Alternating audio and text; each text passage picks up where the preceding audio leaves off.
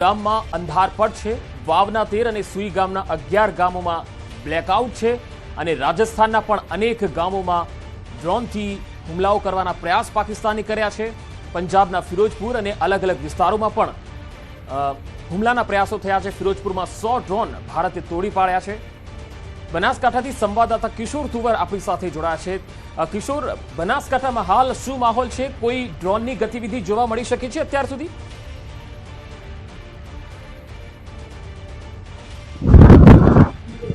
પંકજ, જે પ્રમાણે વહીવટી તંત્રને કહ્યું છે એ પ્રમાણે બનાસકાંઠા જિલ્લામાં અત્યાર સુધી કોઈ પણ ડ્રોનની ગતિવિધિ જોવા નથી મળી, કોઈ પણ શંકાસ્પદ વસ્તુની હિલચાલ જોવા નથી મળી। પરંતુ સુરક્ષાને ધ્યાનમાં રાખીને બનાસકાંઠા જિલ્લાના સુઈગામ અને વાવ તાલુકાના જે ગ્રામીણ વિસ્તારો છે, બોર્ડરને અડીને આવેલા, તે ગ્રામીણ વિસ્તારોને બ્લેકઆઉટ કરવામાં આવ્યા છે। તે ઉપરાંત થરાદ શહેરની નગરપાલિકાની સ્ટ્રીટ લાઇટો પણ બંધ કરવામાં આવી છે। અત્યારે હું એક વાવ તાલુકાના ગામમાં છું, આપને દ્રશ્યો બતાવીશ કે આ ગામની અંદર જી કિશોર, હું આપને અહીંયા રોકવા માંગીશ। મુખ્યમંત્રી Bhupendra Patel state emergency centre પહોંચ્યા છે ગાંધીનગર। સ્ટેટ ઇમરજન્સી સેન્ટરની પહોંચી અને હાલ સમીક્ષા કરશે સરહદી વિસ્તારના, કારણ કે સીએમઓ ગુજરાત તરફથી જે અલગ અલગ 3 જિલ્લા પાટણ, બનાસકાંઠા અને કચ્છ, આ 3 જિલ્લામાં હાલ બ્લેકઆઉટ જારી કરવામાં આવ્યું છે અને તેને લઈને હાલ સીએમ પરિસ્થિતિની સમીક્ષા કરવા માટે ગાંધીનગર સ્ટેટ ઇમરજન્સી સેન્ટર ખાતે પહોંચ્યા છે। આજે પણ સવારે કોમલ સીએમ ભૂપેન્દ્ર પટેલે સ્ટેટ ઇમરજન્સી સેન્ટરની મુલાકાત લઈ અને ઉચ્ચ હાઈ લેવલની એક સમીક્ષા બેઠક કરી હતી અને તેમાં જે પાકિસ્તાન સાથે જોડાયેલા જે 3 જિલ્લા છે ગુજરાતના, એમાં સુરક્ષા વધારવા માટે કહેવામાં આવ્યું હતું અને આ માટે એક્શનો અને જરૂરી નિર્દેશો પણ જિલ્લા કલેક્ટરોને આપવામાં આવ્યા હતા। સરહદીય વિસ્તાર છે એટલે ત્યાં આગળ સાવચેતી રાખવી પણ એટલી જ જરૂરી બની જાય છે અને એટલા માટે જ સતત બેઠકોનો દોર યથાવત જોવા મળી રહ્યો છે। સતત જે ઉચ્ચ લેવલની બેઠકો છે તે કરવામાં આવી રહી છે। અત્યારે ગૃહ રાજ્યમંત્રી હર્ષ સંઘવી પણ હાજર અને તેમની સાથે પણ બેઠક કરવામાં આવી રહી છે। સ્ટેટ ઇમરજન્સી સેન્ટર અત્યારે પહોંચ્યા છે સીએમ। જે અધિકારીઓ છે તે પણ અહીં જોવા મળી રહ્યા છે। ખાસ કરીને જે પ્રકારે પરિસ્થિતિ સર્જાઈ છે તેની સમીક્ષા કરવામાં આવી રહી છે।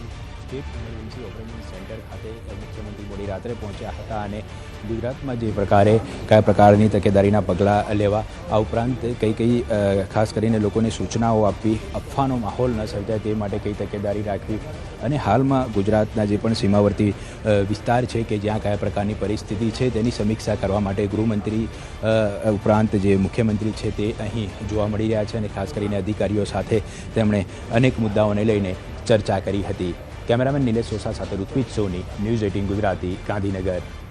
તો આ ખૂબ જ મહત્વની બેઠક હાલ કરવામાં આવી રહી છે, કારણ કે સરહદીય વિસ્તાર એ ખૂબ જ સંવેદનશીલ વિસ્તાર છે। કચ્છ, બનાસકાંઠાની વાત કરવામાં આવે, આ તરફ રાજસ્થાન બોર્ડર આપણે લઈ લઈએ તો ત્યાં આગળ પણ અત્યારે જે પ્રકારની પરિસ્થિતિ છે તેની સમીક્ષાને લઈને આ બેઠક કરવામાં આવી રહી છે અને લોકો અફવાઓથી દૂર રહે અને જે પણ માહિતી, સચોટ માહિતી આપવામાં આવી રહી છે તેના પર જ વિશ્વાસ કરે અને ડર ન અનુભવે તેમજ સજાગ રહીને પોતાની કામગીરી કરે, તે પ્રકારે અહીંયા આ બેઠકમાં આયોજન કરવામાં આવશે અને તેને લઈને જ આ જે સમીક્ષા બેઠક છે તે કરવામાં આવી રહી છે। અત્યાર સુધી આજના દિવસ દરમિયાન જે પણ કામગીરી થઈ છે તેના ઉપર પણ ચર્ચા કરવામાં આવશે। આવનારા સમયમાં કયા પ્રકારે કામગીરી કરવામાં આવશે તેને લઈને પણ પંકજ ચર્ચા કરવામાં આવશે। અહીંયા એ વાત ખાસ નોંધવી પડશે કોમલ કે સીએમએ આજે બીજી વખત ગાંધીનગર સ્ટેટ ઇમરજન્સી સેન્ટરની મુલાકાત લીધી છે અને આજની આ મુલાકાત એટલા માટે મહત્વપૂર્ણ છે કારણ કે સવારમાં પ્રધાનમંત્રી નરેન્દ્ર મોદી સાથે પણ તેમની ટેલિફોનિક વાતચીત થઈ હતી અને તેમાં પણ સરહદી વિસ્તારોમાં સુરક્ષા વધારવા માટે એમણે દિશા નિર્દેશ આપ્યા હતા।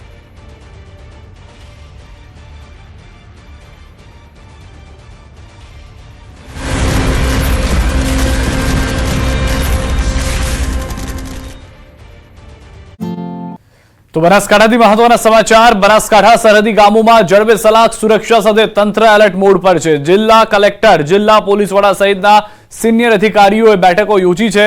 સરહદી વિસ્તારોમાં સુરક્ષા માટે માસ્ટર પ્લાન ઘડી કઢાયો છે। જો કોઈ આપાતકાલીન સ્થિતિ ઊભી થાય તો તેને પહોંચી વળવા તમામ તૈયારી હાથ ધરાઈ છે।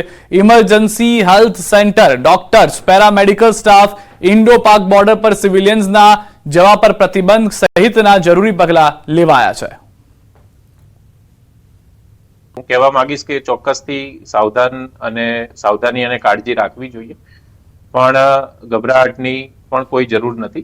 જે પણ હાલમાં જે કાર્યવાહી કરવામાં આવી છે એ કોઈ જો ઇમરજન્સી સિચ્યુએશન ઊભી થાય તેની પૂર્વ તૈયારીના ભાગરૂપે આ તમામ કામગીરી ચાલી રહી છે. સરહદી વિસ્તારના જે ગામો છે એમાં જે આપણા પેરામિલિટરી ફોર્સ છે એમના માટે પણ ઇમરજન્સીમાં જે મેડિકલ સુવિધાનું અલગથી સેન્ટર ઊભું થાય તેવી પણ અત્યારે વ્યવસ્થા ચાલી રહી છે. અમે લોકો વ્હીકલ ચેકિંગ બી કરી રહ્યા છે, પરંતુ હું ચેનલના માધ્યમથી દરેક નાગરિકોને જણાવવા માંગીશ કે ખોટી અફવાથી દરેક નાગરિકો દૂર રહે છે.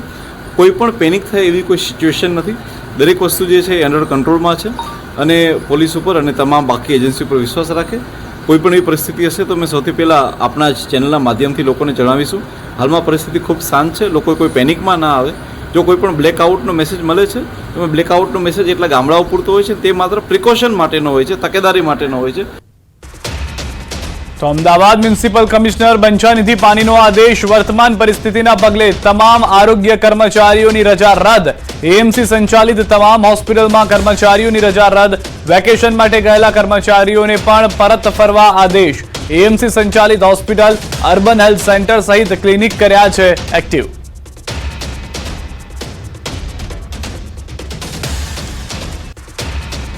તો રાજસ્થાનના જેસલમેરમાં 5 વાગે બજારો બંધ થશે. જેસલમેરમાં બ્લેકઆઉટના આદેશ અપાયા છે.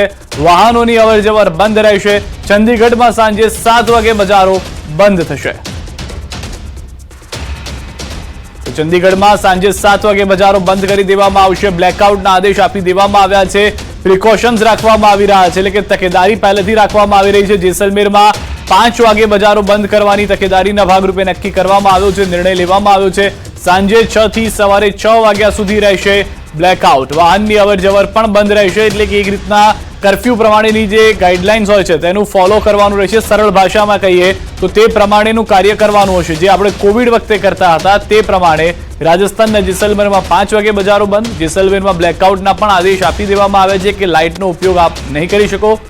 તરફ જે જાણકારી મળી રહી છે, જમ્મુ કાશ્મીરની પ્રવર્તમાન સ્થિતિને લઈ આરોગ્ય મંત્રાલયની વિશેષ વ્યવસ્થા. જમ્મુ કાશ્મીરમાં કટોકટીની પરિસ્થિતિ માટે ભીષ્મ પોર્ટેબલ મોડ્યુલર હોસ્પિટલના સાધનો જમ્મુ તરફ રવાના કરવામાં આવ્યા છે. આ પોર્ટેબલ હોસ્પિટલ જે છે તે આખી તૈયાર થઈ જતી હોય છે અને તેના માટેના જે જરૂરી સાધનો છે તે મોકલી દેવામાં આવ્યા છે જમ્મુમાં. જે ભારત અત્યાર સુધી અન્ય દેશોને મદદરૂપે આપતું આવ્યું છે, એડમાં આપતું આવ્યું છે, તે હવે ખુદ જમ્મુ કાશ્મીરમાં ભારત માટે મોકલવામાં આવ્યા છે.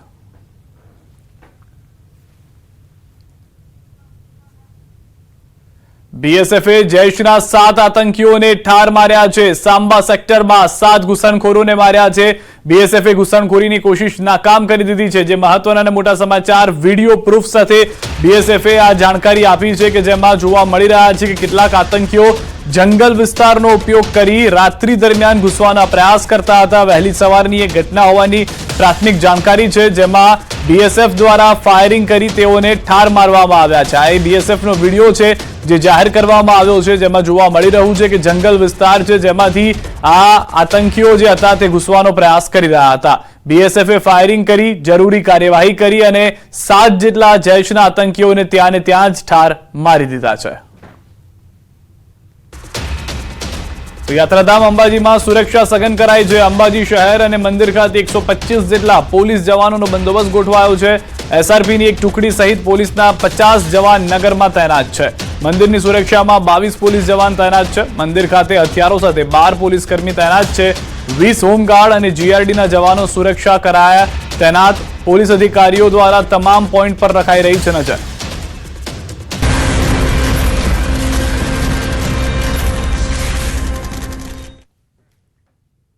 Welcome back. તો હાલ સૌથી મોટું અપડેટ મળી રહ્યું છે કે સીએમ દ્વારા સમીક્ષા કરવામાં આવી રહી છે અને સ્ટેટ ઇમરજન્સી બેઠક બોલાવવામાં આવી છે. સ્ટેટ ઇમરજન્સી સેન્ટર બાદ તેમના દ્વારા સમીક્ષા કરવામાં આવી રહી છે. ગૃહ રાજ્યમંત્રી હર્ષ સંઘવી પણ હાજર છે. તો તમામ જે સરહદીય વિસ્તારો છે ત્યાં આગળ અત્યારે બ્લેકઆઉટ કરી દેવામાં આવ્યું છે, અંધારપટ છવાયો છે અને તેને લઈને આ સમીક્ષા કરવામાં આવી રહી છે. સંવાદદાતા ઋત્વિજ અમારી સાથે જોડાઈ ગયા છે. ઋત્વિજ, હાલ મહત્વની બેઠક ગાંધીનગરમાં કે જ્યાં સીએમ અને ગૃહ રાજ્યમંત્રી એક સાથે જોવા મળી રહી છે, કયા પ્રકારની ચર્ચાઓ કરવામાં આવશે?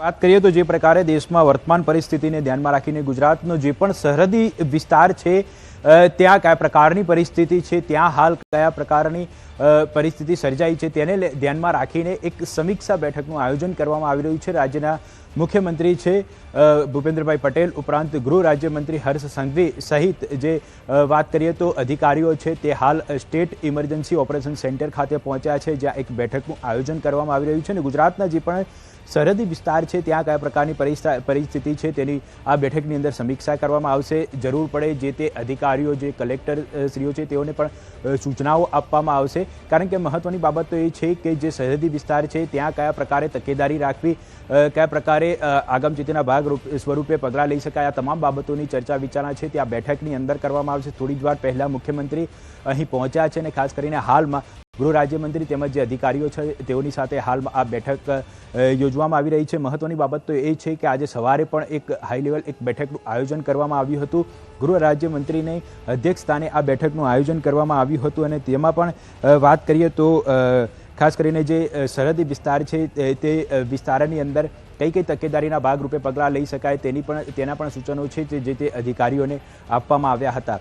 એટલે મહત્વની બાબત તો એ છે કે હાલ જે પ્રકારની પરિસ્થિતિ સર્જાઈ છે તે પરીક્ષાની પરિસ્થિતિની સમીક્ષા કરવા માટે મુખ્યમંત્રી છે તે સ્ટેટ ઇમરજન્સી ઓપરેશન સેન્ટર ખાતે પહોંચ્યા છે અને હાલ ગૃહ રાજ્યમંત્રી સહિતના જે અધિકારીઓ છે તેઓની સાથે એક બેઠકનું આયોજન કરવામાં આવ્યું છે. જી ઋત્વિજ, ખાસ એક સવાલ એ કે આજે જે સવારમાં જે બેઠક યોજાઈ હતી સીએમની સ્ટેટ ઇમરજન્સી સેન્ટર ખાતે, તેમાં એક નિર્ણય કચ્છમાં વધારાની એમ્બ્યુલન્સ ફાળવવાનો નિર્ણય લેવાયો હતો અને બનાસકાંઠા, પાટણ અને કચ્છમાં સુરક્ષા વધારવાનો નિર્ણય લેવામાં આવ્યો હતો. આ અંગે સૂચનાઓ પણ જારી કરવામાં આવી હતી.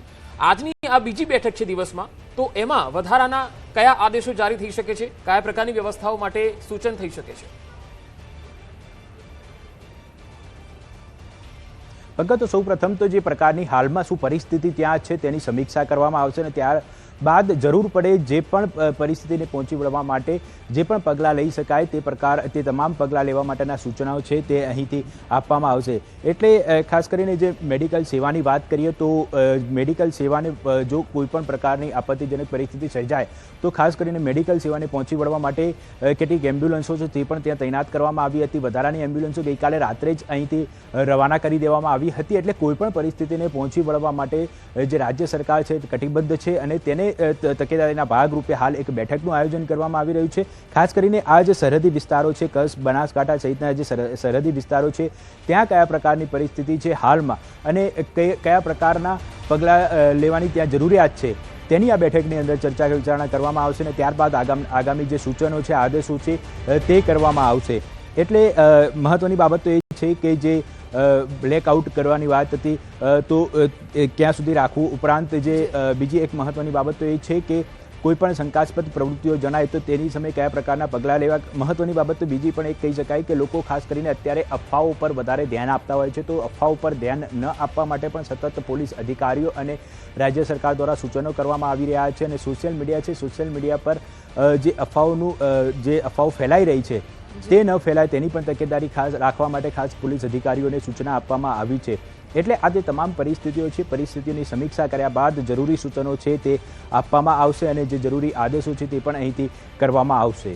જી ઋત્વિજ, આપ જોડાયેલા રહેજો. બનાસકાંઠાથી અમારી સાથે સંવાદદાતા કિશોર પણ જોડાયેલા છે. એટલે સરહદીય વિસ્તારોની જે સમીક્ષા કરવામાં આવી રહી છે અને એના માટે મહત્વપૂર્ણ બેઠક બોલાવવામાં આવી છે. એટલે બનાસકાંઠામાં અત્યારે કયા પ્રકારની પરિસ્થિતિ છે એ પણ જાણવી એટલી જ જરૂરી છે.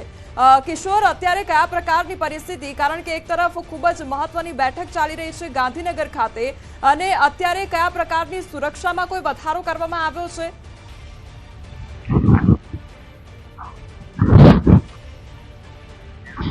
ચોક્કસથી આપણે જણાવી દઉં કે અત્યારે હું બનાસકાંઠા જિલ્લાના બોર્ડર પાસે આવેલા એક ગામમાં છું કે જ્યાં સંપૂર્ણપણે બ્લેકઆઉટ કરી દેવામાં આવ્યું છે અને ખાસ કરીને આજે વહેલી સવારથી જ બનાસકાંઠા જિલ્લામાં જે સુરક્ષા વ્યવસ્થા છે તેને વધારી દેવામાં આવી છે. પોલીસ દ્વારા અલગ અલગ વિસ્તારોની અંદર રાઉન્ડ ધ ક્લોક પેટ્રોલિંગ પણ કરવામાં આવે છે.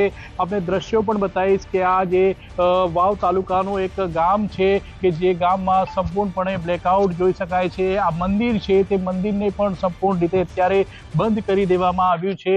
તે ઉપરાંત આપને દ્રશ્યો બતાવીશ કે આ જે ગામના ચોકના દ્રશ્યો છે ત્યાં પણ આપ જે દ્રશ્યોમાં જોઈ શકો છો કે સંપૂર્ણપણે અહીંયા બ્લેકઆઉટ કરી દેવામાં આવ્યું છે। લાઇટ માત્ર અમારા મોબાઈલથી જ અમે કરી રહ્યા છીએ જેથી દર્શકો આ દ્રશ્યો જોઈ શકે। કેટલાક લોકો પણ અહીંયા છે, વાત કરીશું તેમના જોડે। શું કહેશો, આ જે તમારું ગામ છે તેને બ્લેકઆઉટ કરી દેવામાં આવ્યું છે, કેવો માહોલ છે ગામનો? માહોલ એકદમ શાંત જ છે, કોઈ ભયની બાબત નથી, બધા લોકો શાંતિપૂર્ણ રહે છે, એકદમ નોર્મલ જ છે, કોઈ ફેરફાર હજી સુધી થયો નહીં। કોઈ વિમાન બીજા આ બાજુ દેખાણા નથી, કોઈ ડ્રોન આવે આ બાજુ।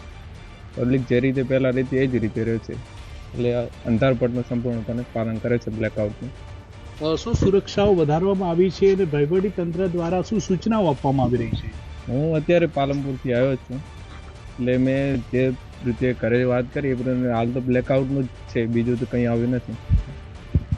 જે લોકો છે તે સંપૂર્ણ અત્યારે ગ્રામીણ વિસ્તારોમાં પણ બ્લેકઆઉટનો જે નિર્દેશ આપવામાં આવ્યો છે તેનું પાલન કરી રહ્યા છે, પરંતુ બનાસકાંઠા જિલ્લાના જે બોર્ડરને અડીને આવેલા ગામો છે તે ગામોમાં સંપૂર્ણપણે બ્લેકઆઉટ જોવા મળી રહ્યું છે। ગામનો ચોક હોય, ગામનું મંદિર હોય કે પછી લોકોના ઘર હોય, ત્યાં તમામ વીજળી જે છે તે બંધ કરી દેવામાં આવી છે। અહીંયા લાઇટનો પુરવઠો કપાયો નથી, પરંતુ લોકો દ્વારા સ્વયંભૂ બ્લેકઆઉટ કરવામાં આવ્યું છે। જી કુમલ। જી કિશોર, એટલે પંકજ અહીંયા તમે જુઓ કે લોકો વિશ્વાસ કરી રહ્યા છે, તંત્ર જે કામ કરી રહ્યું છે તેના ઉપર લોકોને વિશ્વાસ છે ને એટલે કદાચ લોકો શાંતિથી આજે ઘરમાં સૂઈ રહ્યા છે, કારણ કે ખબર છે કે એમના દેશનો જવાન બોર્ડર પર જઈને એમના માટે કામ કરી રહ્યો છે અને એમને બચાવવાની કામગીરી થઈ રહી છે, એટલે આજે આપણા દેશનો એ દરેક નાગરિક શાંતિથી કદાચ ઘરે જઈને પંકજ સૂઈ રહ્યો છે, કારણ કે નાગરિકો નિશ્ચિત છે, બોર્ડર પર સેના છે અને આપણા જાંબાઝ જવાનો છે, તેના કારણે જ આપણે શાંતિથી નિંદ્રા લઈ શકીએ છીએ। અને બીજી વાત એ કે મોક ડ્રીલ કરવામાં આવી હતી, મોક ડ્રીલમાં પણ એ વાત સ્પષ્ટ થઈ ગઈ હતી કે જ્યારે પણ આ પ્રકારની સ્થિતિ આવે ત્યારે નાગરિકોએ પણ તાલીમ લીધેલી હોય તો કામ આવે। કિશોર, મારે આપની પાસેથી એ જાણવું છે કે સુઈ ગામ અને વાવ આ બે તાલુકા સિવાય બાકીના કોઈ તાલુકાના ગામોમાં પણ આ પ્રકારે અંધારપટ અથવા તો આ પ્રકારે બ્લેકઆઉટ કરવામાં આવ્યું છે કે માત્ર બે તાલુકામાં જ છે?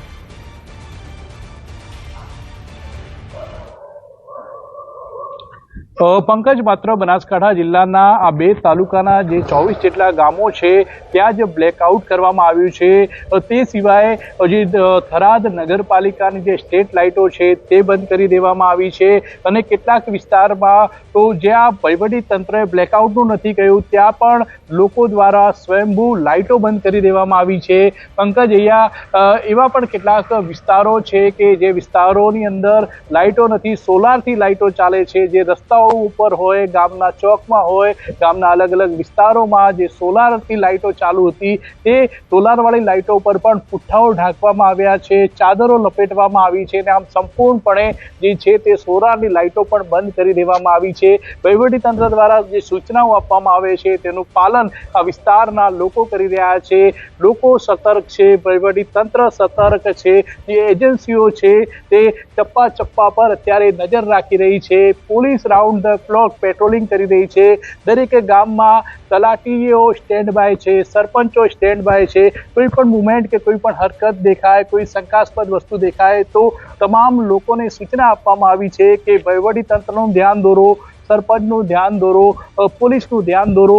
આમ બનાસકાંઠાના લોકો હંમેશા બોર્ડર પાસે રહેતા હોય છે, તેઓ અત્યારે એલર્ટ છે, કોઈ પણ પ્રકારનો ડર બનાસકાંઠાના જે બોર્ડર વિસ્તારના લોકોમાં અત્યારે જોવા નથી મળી રહ્યો। લોકો કહી રહ્યા છે કે અમને સેના પર ભરોસો છે, અમને સરકાર પર ભરોસો છે, અમને વડાપ્રધાન પર ભરોસો છે।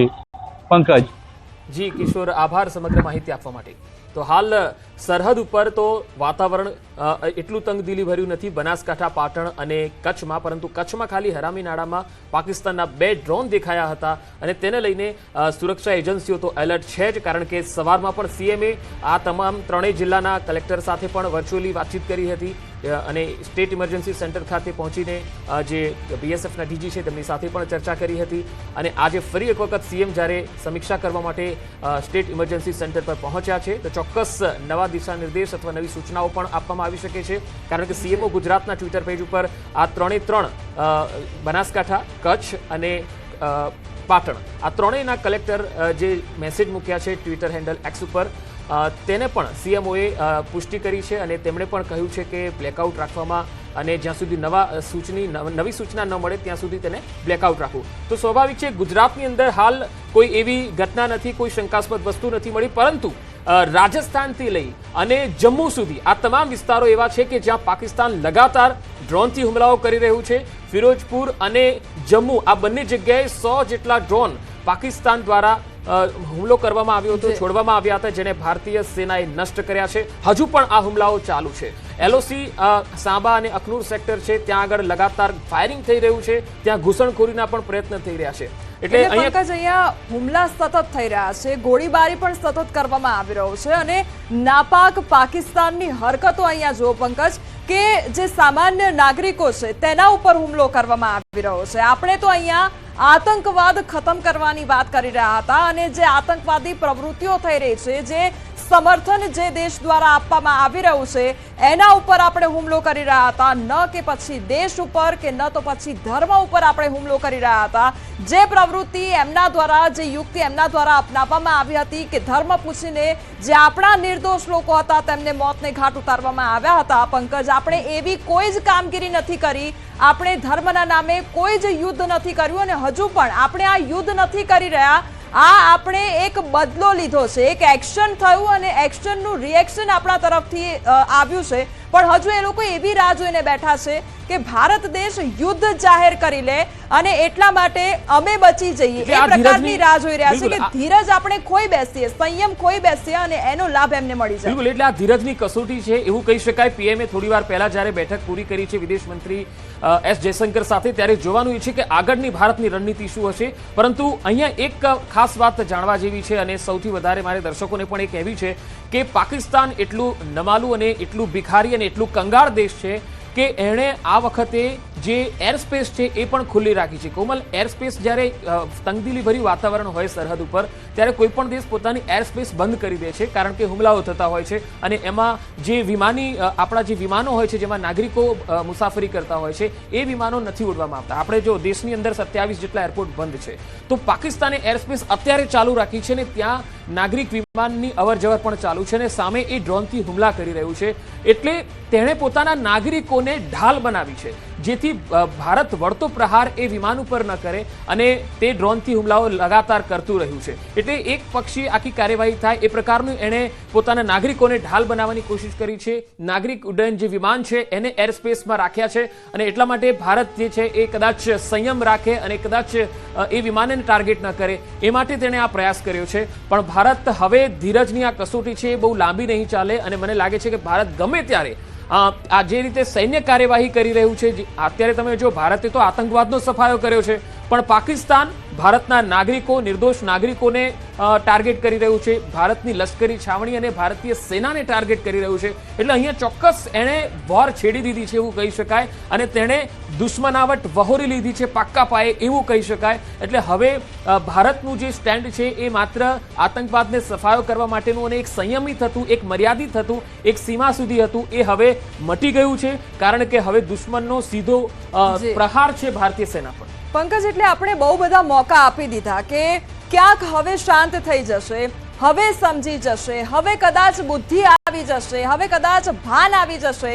કે એમનામાં તાકાત નથી, તેમ છતાં પણ આપણે યુદ્ધ કરવા ન જઈએ, સામેથી કોઈ પણ પ્રકારની પહેલ ન કરીએ. બધા જ મોકા આપ્યા પણ તેમ છતાં પણ હજુ તે સુધારવા માટે તૈયાર નથી અને હજુ પણ અને આપણે વાત કરીએ તો આતંકવાદ હટાવવાની, આતંકવાદ મિટાવવાની વાત થઈ રહી હતી અને જ્યારે પાકિસ્તાનની વાત આવે, જ્યારે આતંકવાદની નામ આવે છે પંકજ, ત્યારે પાકિસ્તાન તેની સાથે જોડાયેલું જ હોય છે. દેશમાં ક્યાંય પણ યુદ્ધ થઈ રહ્યું હોય, ક્યાંય પણ કોઈ પણ પ્રકારના હુમલા થઈ રહ્યા હોય, પાકિસ્તાનનું કનેક્શન સૌથી પહેલા જોવા મળતું હોય છે ને એટલા માટે જ આ લડાઈ આપણી જે છે તે આતંકવાદ સામેની છે, આતંકવાદીઓ વિરુદ્ધની છે. પરંતુ અહીંયા પંકજ જોવા જેવી વાત એ પણ છે કે જ્યારે આતંકવાદીઓને નેસ્તનાબૂદ કરવામાં આવ્યા હતા, 100 જેટલા આતંકવાદીઓને ઠાર કરવામાં આવ્યા, જ્યારે આતંકવાદીઓના મોત થઈ ગયા, જ્યારે તેમનો જનાજો કાઢવામાં આવી રહ્યો હતો તેમના દેશમાં, એક વખત માટે એવી વાતો કરવામાં આવે છે કે અમે પણ આતંકવાદની વિરુદ્ધ છે, પણ ત્યારે જ્યારે આતંકવાદીઓના મોત થાય છે ત્યારે તેમના જ દેશના ઝંડામાં લપેટીને એ આતંકવાદીઓના જનાજા કાઢવામાં આવે છે એટલે એ તમામ જે વિડીયો છે એ દેશની જનતાએ જોયા છે.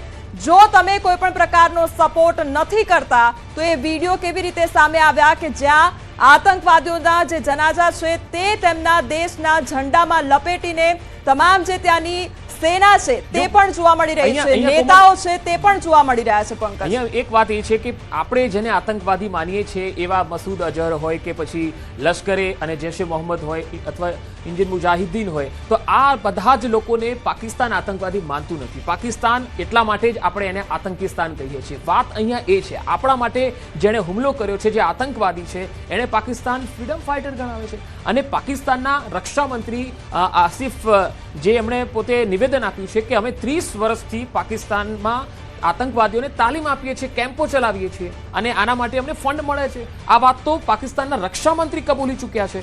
એટલે સબૂતની હવે કોઈ જરૂરત નથી. પાકિસ્તાન એ આતંકવાદને પોષે છે, ઉછેરે છે અને એક્સપોર્ટ કરે છે, બીજા દેશમાં હુમલાઓ કરવા માટે એક્સપોર્ટ કરે છે. એટલે પાકિસ્તાન બધી રીતે ખુલ્લું પડી ગયેલું છે. તમે જુઓ કે જર્મની, અમેરિકા, ઇટલી, ફ્રાન્સ આ બધા જ દેશોએ પાકિસ્તાનનો વિરોધ કર્યો છે. આતંકવાદ વિરુદ્ધની લડાઈમાં ભારતનું સમર્થન કર્યું છે.